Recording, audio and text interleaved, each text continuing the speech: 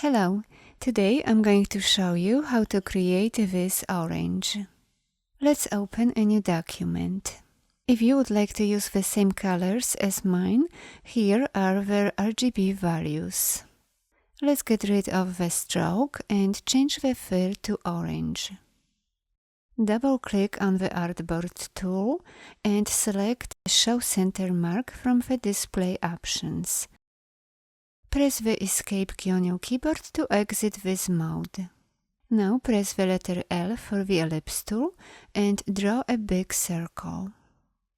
If you would like to assign specific values to your circle, click on the Transform option from the top toolbar and change the width and the height to the same number.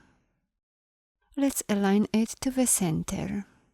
Open the Align window, make sure Align to Artboard is checked, and choose Horizontal and Vertical Align Center. Next, we'll create the inner part of our orange. There are many ways to do this. Today, I will use the Pie Shape widget. We want to create 8 equal shapes. To do this, first make sure your circle is selected. Then click on the Shape Properties from the top toolbar. Set the pie start angle to 0 and the pie end angle to 45. Before we can edit this shape, first we need to expand it. Go to Object and select Expand Appearance. Next, we'll create a gap that will separate all the 8 pie shapes. Make sure your shape is selected and then go to Object, Path and choose Offset Path. Turn on the preview box, highlight the offset number and using the down arrow key on your keyboard, set the offset to a negative number. The higher the number, the wider gap you will get. Open the sublayers in layer 1 and you will notice we've got 2 pie shapes. Select the layer with the larger shape and press the Delete key on your keyboard. Next, we'll copy and rotate this shape around the circle. First, make sure the shape is selected. Then press the letter R for the Rotate tool or select it from the toolbar panel. Now, where you are holding down the Alt key, click on the center mark to set the rotation point. I'm going to create 8 pie shapes. We can either type 45 into the angle window or type 360 divided by whatever number of shapes you would like to make. In my case, it's going to be 8. If you would like to see what calculation Illustrator came up with, just press the Tab key on your keyboard. Now click Copy. And press the Ctrl and D keys on your keyboard 6 times to create additional copies. Let's zoom out and switch to the Direct Selection tool. Next, we will round the corners. First, drag a box to select all the corners. Then, click on one of the top live corner widgets and drag it down. Now, the radius of the top corners looks good, however the radius of the center corners is way too big. We are going to change it. Let's zoom in. Using the Direct Selection tool, click in the middle between the 2 orange shapes, hold, and drag a box to select all the corners close to the center. Now click on one of the live corner widgets, hold, and drag it towards the center. Then select the Live Corners option from the top toolbar and change the rounding to Relative. Let's zoom out. Next, we'll distort the shapes just a tiny bit to make them look more realistic. First, select everything and group it together. Then go to Effect, Distort and Transform and choose Twist. Change the angle to 5 degrees and click OK. Let's add one more effect. Go back to Effect, Distort and Transform, and choose Pucker and Bloat. Change the value to 2% and click OK. If you wish to change any of the effects, first select everything, then open the Appearance panel, select the desired effect and adjust its value. Next, we will make a few more adjustments. Before we can work with the existing shapes, first we need to expand them. Select everything, then go to Object and select Expand Appearance. Right-click with your mouse and choose Ungroup. Let's zoom in. Select one of the shapes and by using the Pen tool or the Curvature tool, adjust the edges to make them look more rugged.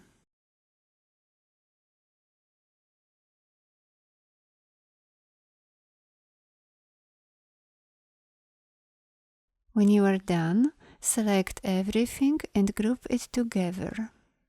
In the next several steps, we will add this texture.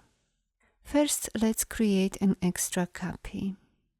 Press the Ctrl and C keys on your keyboard to copy it, and Ctrl F to paste it in front. Now change the fill of this copy to white. Next, go to Effect, Texture, and choose Stained Glass. Here you can experiment with different values and see what works for you.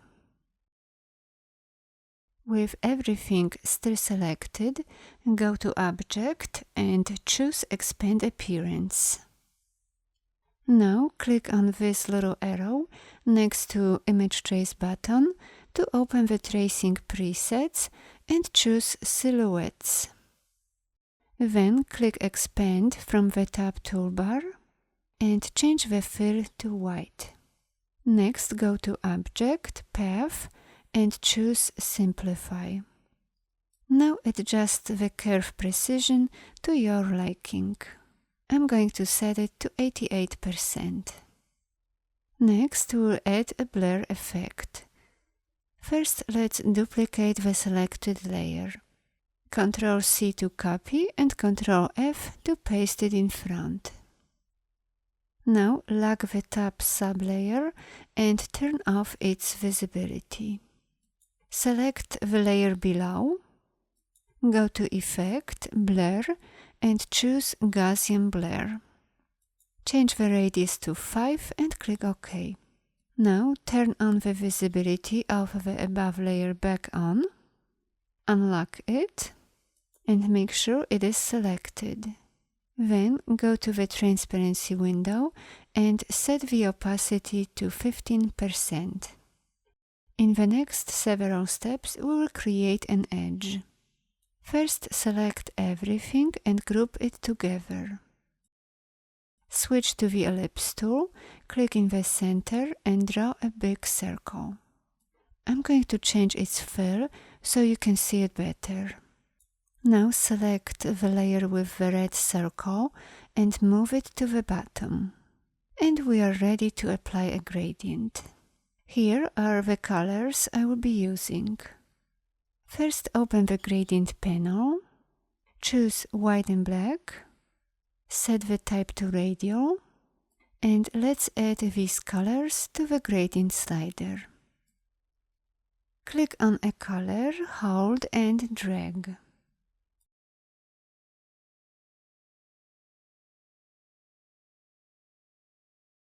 Next, we'll adjust the middle color stub's location. Click on the second color stub from the right, then highlight the number in the location window and type 93. Select the next color stub to the left and change its location to 85%. Select the last color stub and change its location to 40%. Of course, you can adjust these numbers to your personal preferences. If you wish, you can adjust the gradient directly on the screen. Next, we'll add a little more details to our edge. First, swap the fill and the stroke and change its color to blue. Switch to the ellipse tool, click in the center and draw a circle just a little bit smaller than the outside circle. Next, we'll create a pattern brush and apply it to the blue circle. Let's zoom in, select the ellipse tool and draw a small circle. Swap the fill and the stroke. Make sure the fill is on top. And let's change its color to one of these shades of orange. Now create 2 extra circles and apply the remaining colors to them. Next, create several copies of each circle and arrange them into this pattern. Try to keep the darker ones at the top and the lighter ones at the bottom.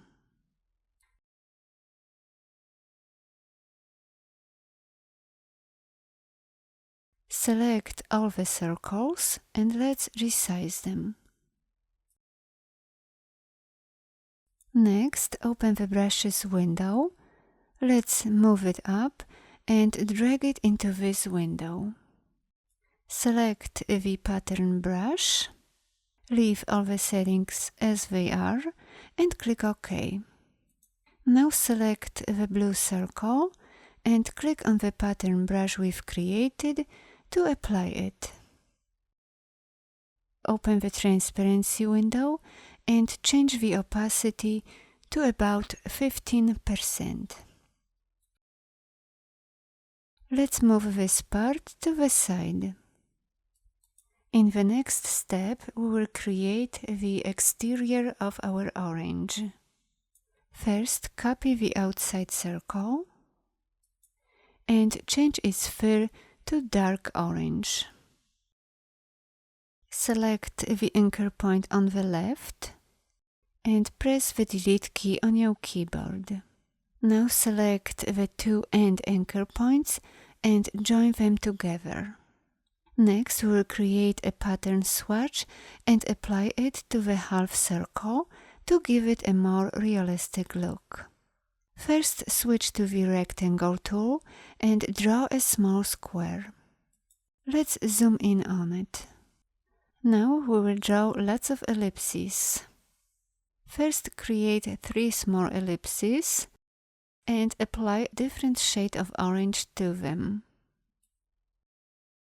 Then create lots of copies of each ellipse and place them randomly to cover the whole square.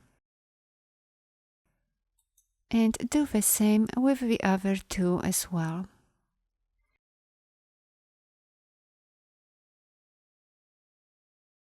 When you are done, go to the Layers panel, scroll down and lock the layer with the square.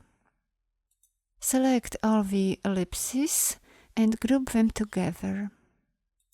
Then go to Effect, Blur and choose Gaussian Blur. Change the radius to 2 pixels. Next, we'll create a pattern. First, unlock the layer with the square. Then select everything and drag it into the Swatches panel. Zoom out and select the half circle. Next, double-click on the new pattern swatch to open the Pattern Options window. And let's make some adjustments. First, click on the Pattern Tile tool button and bring the anchor points closer so they wrap around the orange square, leaving no white gaps. To exit this mode, click on this arrow. We can delete this square. Let's select everything, scale it down, move the half circle here, select this part and create a copy. Now bring the sides closer together and adjust the position. Finally, select both parts, group them together, and rotate it. In the next step, we will create a shadow. First, draw a circle. Apply white and black gradient, change the type to radial, reverse it, and adjust the slider. Set the opacity of the white color step to 0. Now scale it down, place it under the orange, resize it, and send it to the back.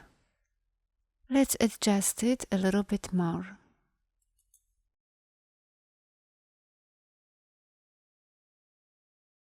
Finally, go to the Artboard tool and turn off the Show Center mark. Thanks for watching. Bye bye.